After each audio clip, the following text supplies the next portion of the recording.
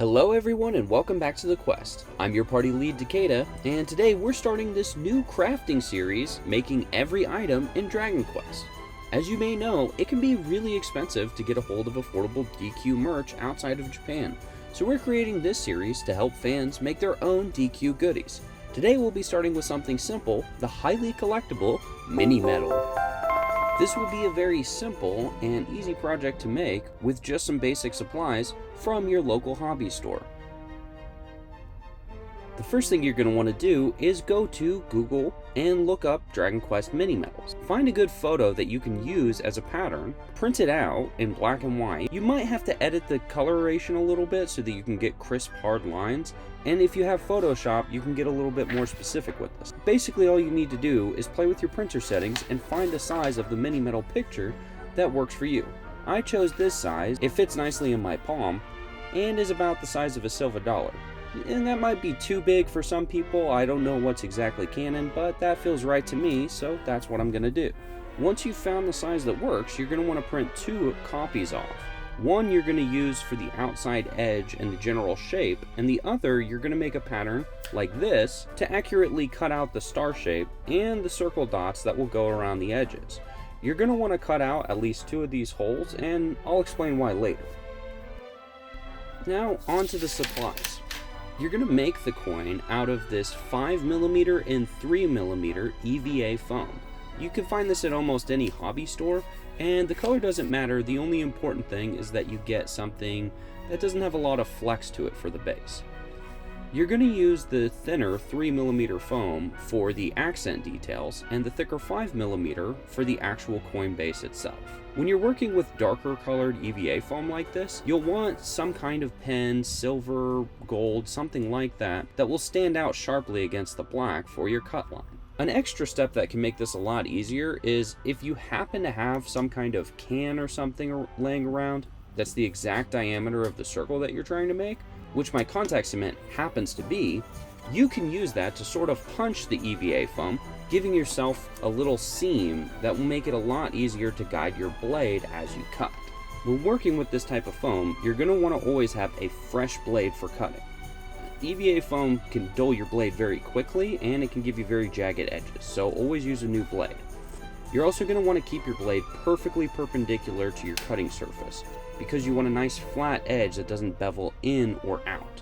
This is pretty good, and the only thing we'll need to do is sand it a little bit when we're done with the basic build of the coin. For the outer raised ridge, take a piece of your 3mm foam cut off of one of the edges. You'll want that nice factory edge so that you have something perfectly straight. Then take a straight edge and line it up as perfectly as you can until you get the thickness for the rim of the coin that you like. Then it's just a matter of simply cutting it off. This is a lot simpler process than trying to cut out the circle itself for something that thin. This leaves you with two perfectly straight edges on a really thin piece of foam. We'll set this aside for now and move on to the next part of our pattern. We're going to use this cutout star shape pattern with the two holes removed to create all the rest of our accents. Lay this pattern out on the 3mm foam, hold it in place really well, and then just trace the pattern of the star. It doesn't matter if your lines are just a little bit sloppy, just so long as they're clean and crisp on the outside. You can also rotate occasionally to make sure that everything is nice and even. These little circle holes that we cut out are going to be really helpful here. The reason we only needed two is you can just rotate the pattern, lining up one hole and drawing the next hole. You'll end up with a perfect pattern. And again, if you have something lying around like a straw or something that perfectly lines up with your circle cut lines, you can use that as a little punch to give yourself a little safety line. Now, usually I wouldn't use something like scissors for foam, but this can be a little bit of a delicate process with the star, so I decided to use them. It's very important if you're using scissors to still maintain a perfectly perpendicular edge. We have a little bit that we need to trim off and round a little bit, and that's about it. Once we've cut out all the pieces, you can kind of see the basic pattern taking shape. Then to put everything together, I'm going to use contact cement. You could also use hot glue, but I find that this works a little bit better. Contact cement can be found anywhere, and all you need to do is make sure that you thoroughly coat every edge that you're going to attach together. So we'll do the front of the coin all the way to the edges, and then the back of the star and the back of the circles. This is where your second pattern is really going to come in handy. You can line it up on the coin so you have a perfect edge, and use it to place both your star and your circles so that they end up in a perfect distance apart like they should. And don't worry, the paper pattern will come off pretty easily. The contact cement only wants to bond to itself.